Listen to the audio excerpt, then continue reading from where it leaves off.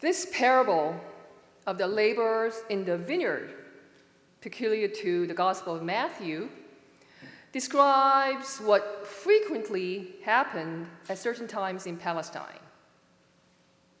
The grape harvest ripened towards the end of September, then close on its heels, the rains came.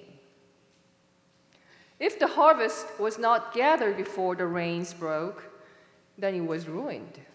And so to get the harvest in was a frantic race against time. Any worker was welcome, even if he could give only an hour to the work. The hours in the parable were the normal Jewish hours. The Jewish day began at sunrise, 6 o'clock or 6 a.m., and the hours were counted from then until 6 p.m., when officially the next day began. Counting from 6 a.m., therefore, the third hour is 9 a.m., the sixth hour is 12 midday, and the 11th hour is 5 p.m., as in the story. Now let me tell you a story. Most of us have been hurt by a bully at some time in our lives. Perhaps it was in the elementary school years, or middle school, or high school, or even at work. Maybe that person made our lives miserable for a considerable amount of time. Perhaps 20, 30, 40, or even 50 years later, the scars from their relentless attacks still haven't completely healed. Is there someone like that in your history, in your life? Think about that for a second. Now think about the pain that person inflicted upon you. Think about going to heaven and seeing that person there, ahead of you, even worshiping God with a smile on their face and gleams of joy in their eyes. How would that make you feel? Would you rejoice?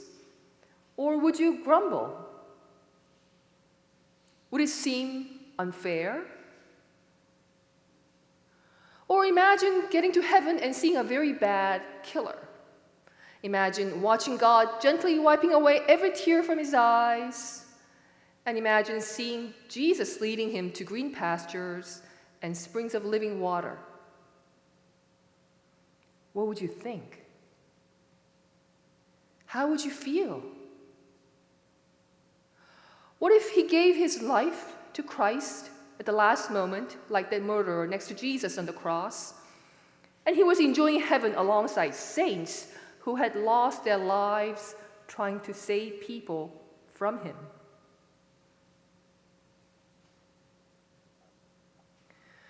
Are you envious because I am generous? Asked the owner of the vineyard in our parable for this sermon.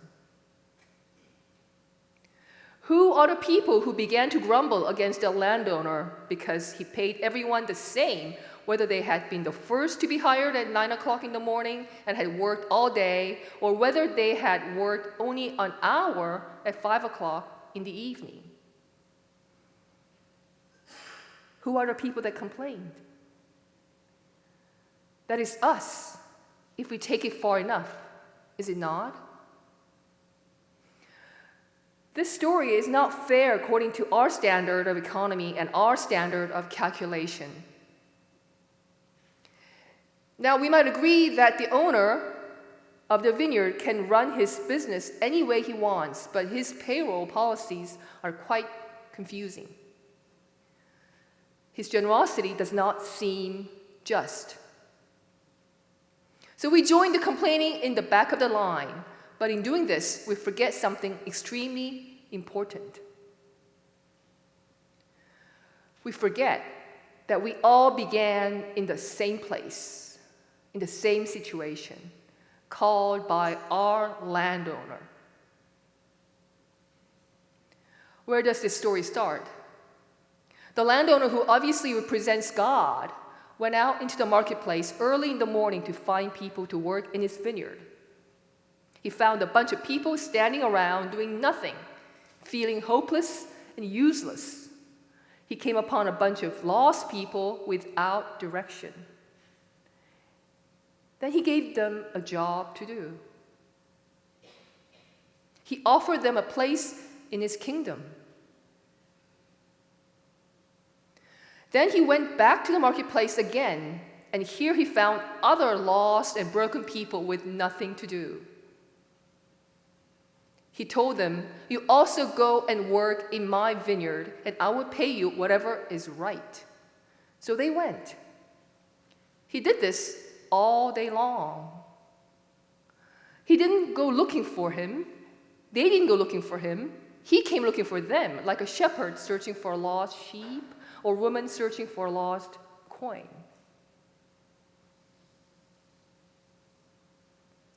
If he hadn't come to the marketplace that day, none of them would have worked.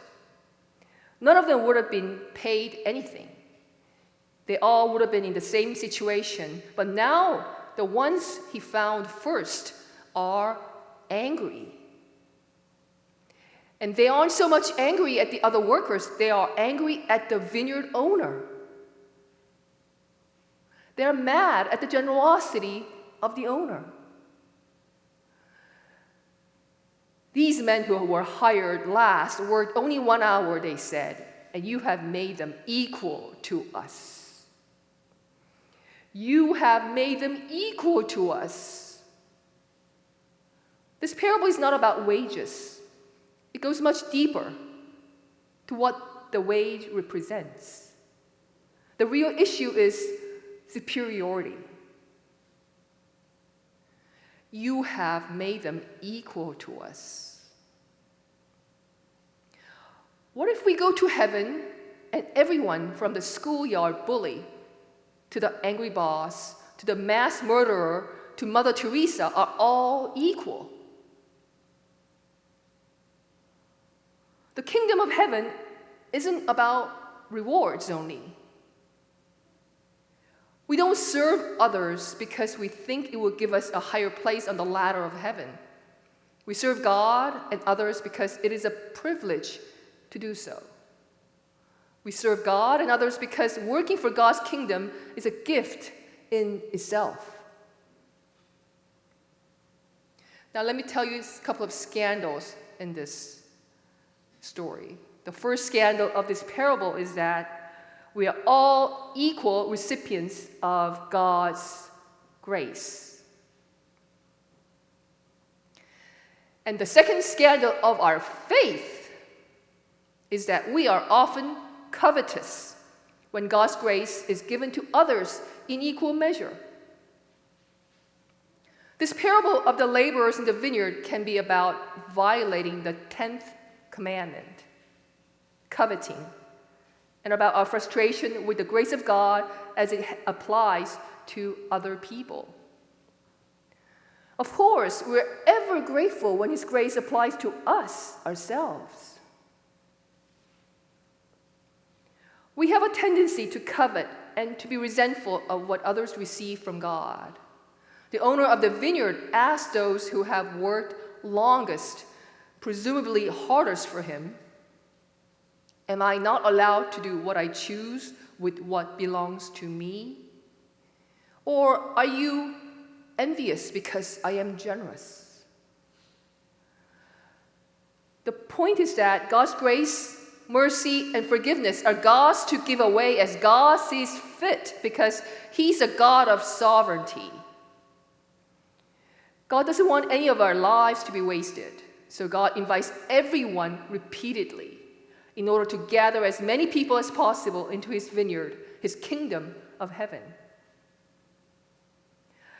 He doesn't hire the laborers late in the day because He needs them.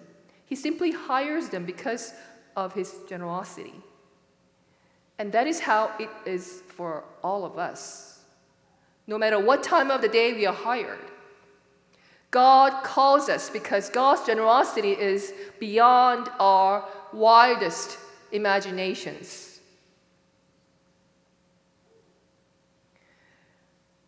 God gives us a purpose, work to do on His behalf, not because He needs us, but because He cares for us. This is what God is like, and there is nothing any of us can do to deserve God's generosity. The landowner's question in the parable in Jesus' punchline for the story is, are you envious because I am generous? The American Standard Version says, is your eye evil because I am good? This parable is perfectly matched in the lectionary to the parable of Jonah, who has run away to avoid delivering the message of forgiveness that God has sent him to proclaim. Jonah complains, "For I knew that you are a gracious God and merciful, slow to anger, and abounding in steadfast love, and ready to relent from punishing. And surely this cannot be for them?" It is ironic that Jonah, who had earlier declared that deliverance belongs to the Lord, has rejected the good news of who God is for others.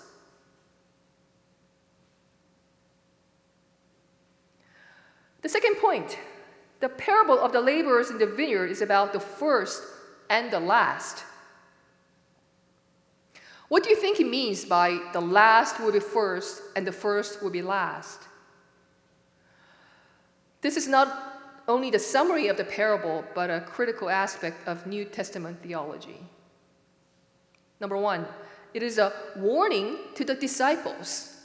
It is as if Jesus said to the disciples, you have received the great privilege of coming into the Christian church and fellowship very early. In later days, others will come in. You disciples must not claim a special honor and a special place because you were Christians before they were. All men, no matter when they were converted, are equally precious to God.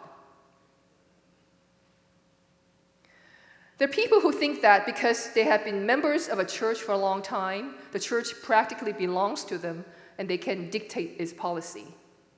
Such people resent what seems to them the intrusion of new blood or the rise of a new generation with different plans and different ways.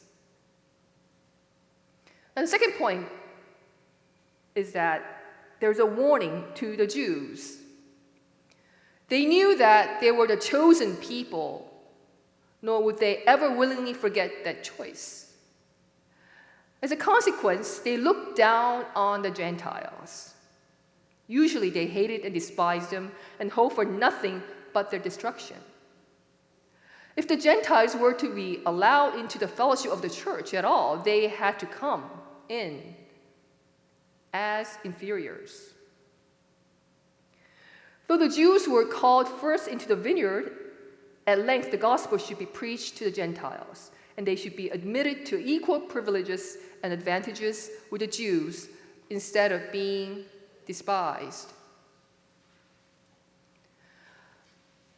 Some were sent into the vineyard at the last hour at 5 p.m., for nobody had hired them before. The Gentiles came in at 5 p.m., for the gospel had not been preached to them before. The riches of divine grace are loudly murmured at among proud Pharisees and nominal Christians.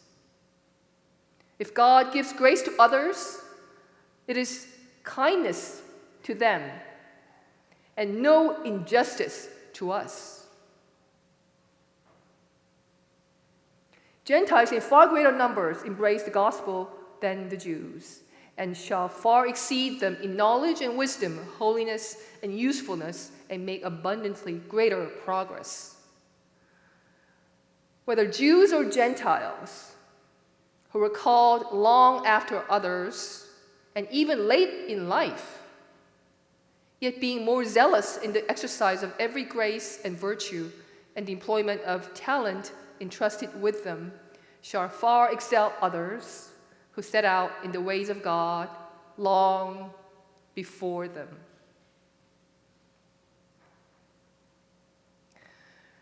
Jesus ends the previous chapter 19 and this parable sandwiched with, so the last will be first and the first will be last. Where do you see yourself in this parable? First or last? Whether we fall in the category of last or first, we're all radically equal and radically valuable in His sight. As we are invited to turn from holding grudges and competing to let go of all the competition in our lives that keeps us from having joy, I want to point out one thing before we close. The workers who were hired at the end of the day not only got the same pay as everyone else, they got paid first. Isn't the sequence of payroll strange? It wouldn't be a problem if the first come got paid first and then left. But the owner makes His grace open and public, seen by everyone else. Doesn't it remind you of the open banquet the father throws for his prodigal son?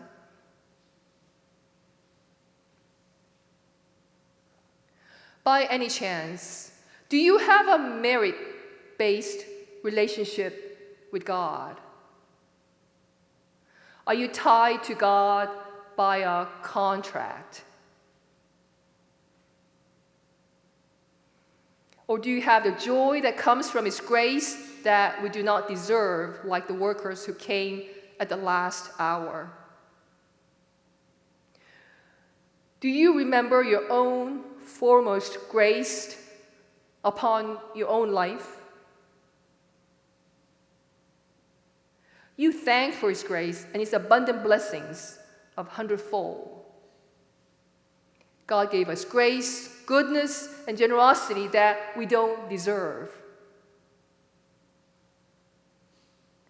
So, let us forego every proud claim and superiority and seek His goodness as an equal gift.